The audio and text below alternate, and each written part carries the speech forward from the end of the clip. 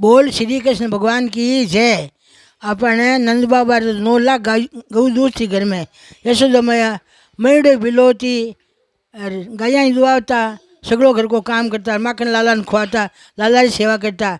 अब थाके माखन निकले ने कोई थाके दूध है पण तोय पहले थाके बरनी में लावो, चाहे डोलो लावो, चाहे थाके थैली में दूध आवो। वो दूध है अपने लुगाया को घर में छानन को। घर में आवे दूध तो घर में खेले पूत है, घर में छाना दूध तो घर में आंगना में खेले पूत है। दूध और पूत सूर्य भगवान को माल है। ये माने सुबह दूध आवे थांगे घर में, तो हमारी बाइया है थांगे हाथों छाया करो दूध, हाथों छानो दूध ना हाथों ऊनो करो, हाथों उतारो, हाथों दूध जतन करो, दूध उपड़े तो बेटा की उम्र कम होवे।